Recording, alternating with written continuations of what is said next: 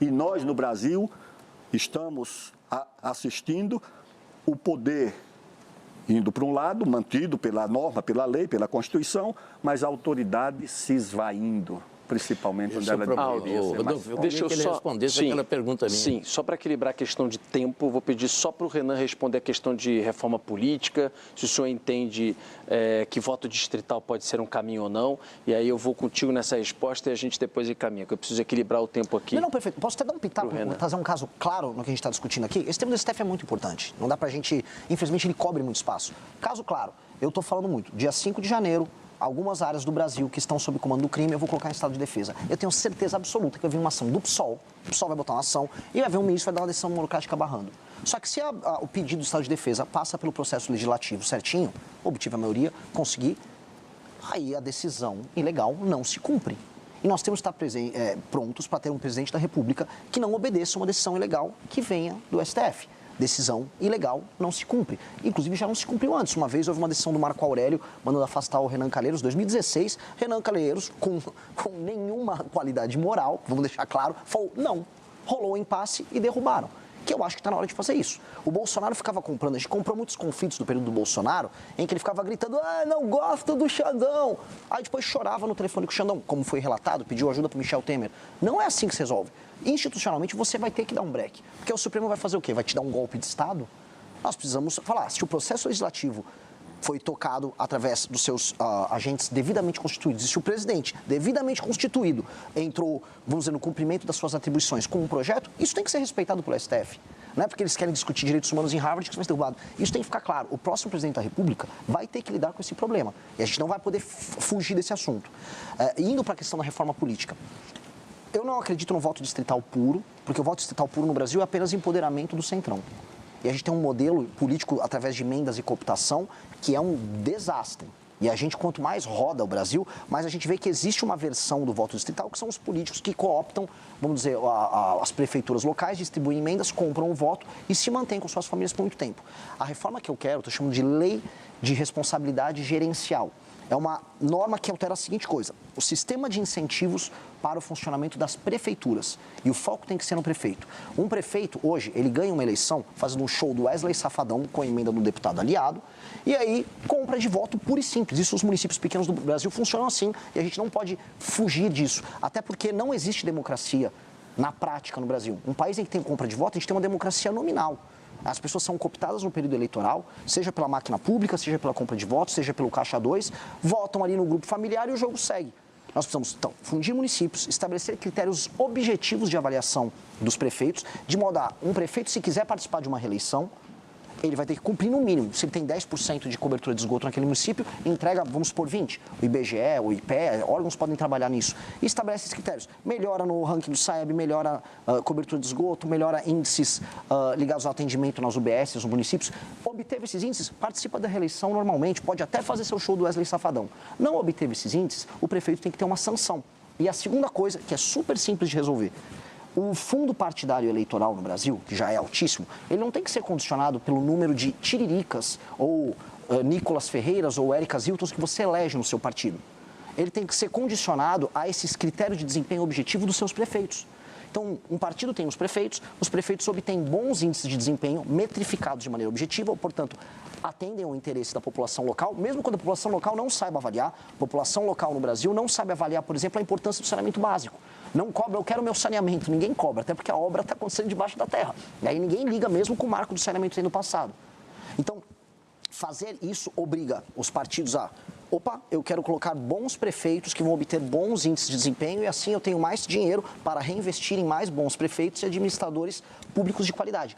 Com esse sistema de incentivo, de um lado, e com a punição para o líder político local e para o partido não poder concorrer à eleição, inclusive ficar inelegível por 8 anos naquele município, aí a gente começa a balancear. A gente estabelece critérios objetivos de avaliação. E isso a gente começa a dimensionar a necessidade das emendas, a função dos deputados federais e a função dos partidos políticos. Porque hoje o partido político é só um nome. Qual a diferença do PSD para o PP, para o União Brasil, para o MDB? Praticamente não serve para nada.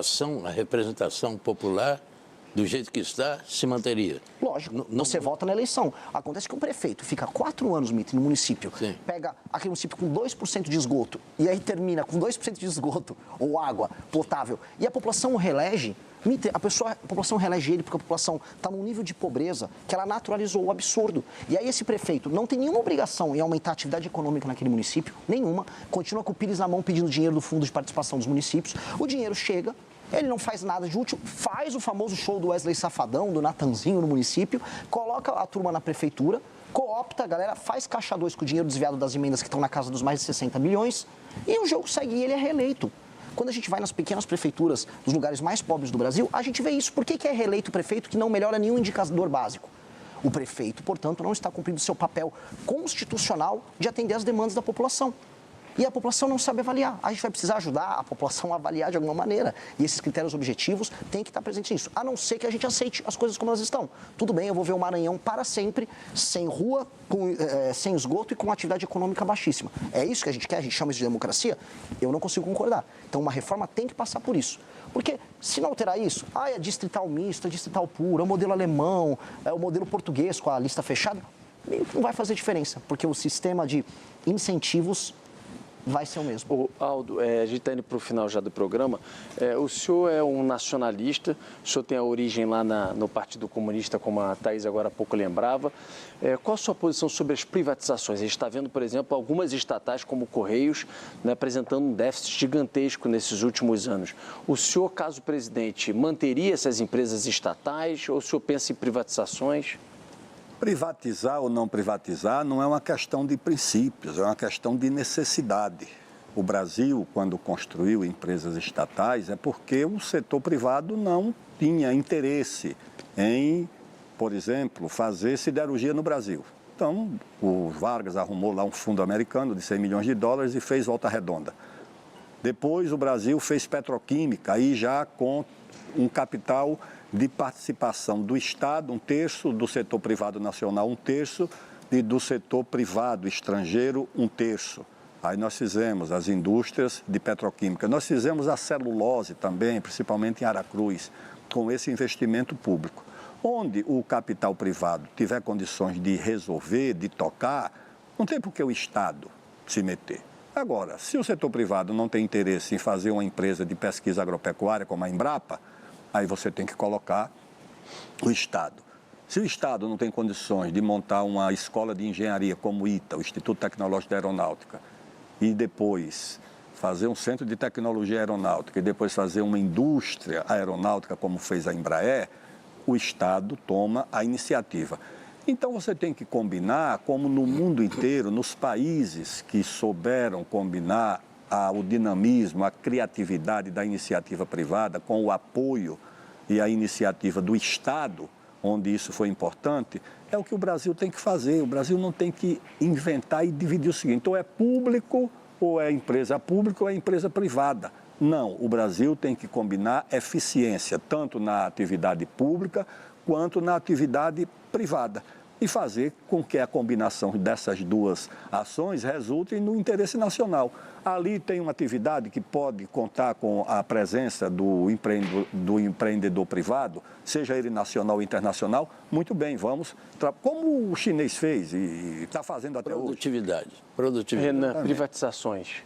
Sou favorável, dependendo do caso. Agora, num modelo mais amplo, a gente tem que entender que com a chegada da inteligência artificial, machine learning, a gente vai poder utilizar a centralidade do Estado de maneira eficiente como nunca antes na história do Brasil. Eu estou muito otimista. A Petrobras ser pública ou ela ser privada é pequeno perto do que a Petrobras e o setor todo vai poder fazer num mundo em que o conhecimento ele vai ser compartilhado. É uma novidade muito grande nisso. Um exemplo, mais que não seja uma empresa pública, o SUS, com o uso da inteligência artificial, do machine learning, do prontuário único, de aplicativos que vão fazer com que você possa se consultar com o médico na hora, ele vai passar por uma revolução nos próximos anos. Eu era, como liberal, não gosto do SUS, tudo que tem único no nome, eu sou meio contrário. Hoje eu já olho o modelo centralizado do SUS, junto com a tecnologia, com o machine learning, como uma dádiva. A gente vai poder fazer uma revolução na área da saúde, como os Estados Unidos hoje não podem fazer. Como a Inglaterra está pensando em fazer, como El Salvador, a gente citou o Bukele agora há pouco, está fazendo, e o modelo deles é sensacional. A gente fala muito de segurança, mas a área da saúde é uma revolução. E aí, a centralidade do Estado, o papel articulador de forças, agora surgindo também como um papel articulador de inteligência, pode tornar o Brasil um país muito, não só eficiente em entregar seus serviços, mas muito poderoso. A gente poder usar as terras raras, utilizando o Estado como, por exemplo, um fomentador dessas empresas de tecnologia que vão fazer transferência de tecnologia com empresas americanas e explorando esses recursos, o Estado não passa a ser um inimigo, ele passa a ser um parceiro nessa construção. E eu acho que esse futuro vai ser próximo. A gente precisa finalizar. Aldo, 1 minuto, se você puder também, Renan, na sequência, bem considerações finais. Você tem uma ideia do que é o Brasil. Em 2015, eu era ministro da Defesa, tinha sido ministro da Ciência e Tecnologia, recebi um grupo grande de pesquisadores, ministros, alemães. Sabe no que eles estavam interessados? Em terras raras. Terras raras.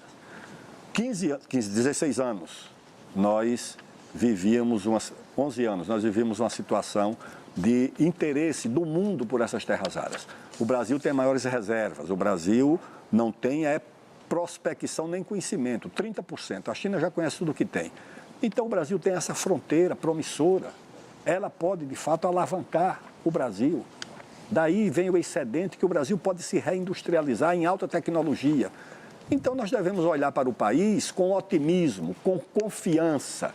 O destino nos deu o que não deu ao mundo. O destino nos deu fronteira agrícola, fronteira mineral, fronteira de energia.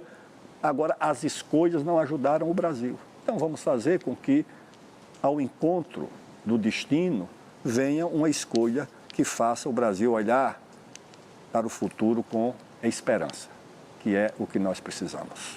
Renan. Bom, olhando aqui para o nosso espectador, está nessa câmera aqui, está nessa aqui, de maneira clara para o nosso espectador, disseram para você que o seu futuro é viver numa casa com muro, com medo de sair na rua porque pode ter seu celular tomado, tendo um emprego porcaria e assistindo às grandes coisas do mundo acontecerem em outros países. Estados Unidos, Japão, China, Coreia. Você aqui no Brasil é um espectador e no máximo torce para um time de futebol que hoje nem é tão competitivo.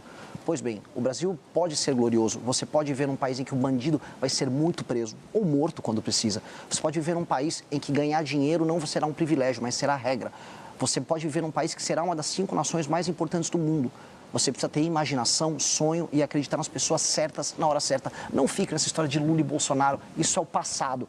O futuro e o presente já estão chegando. E o futuro, meu amigo, é glorioso. Aguardo você nessa aventura. Queria muito agradecer ao Aldo Rebelo, pré-candidato, também ao Renan Santos, pré-candidato também à presidência da República, pela presença aqui no Canal Livre. Até uma próxima oportunidade. Obrigado, até uma próxima. Agradecer ao Mitre, a Thaís e principalmente a você de casa pela audiência aqui no programa de hoje. Até semana que vem. Bom finzinho aí de domingo, boa semana. Tchau, tchau.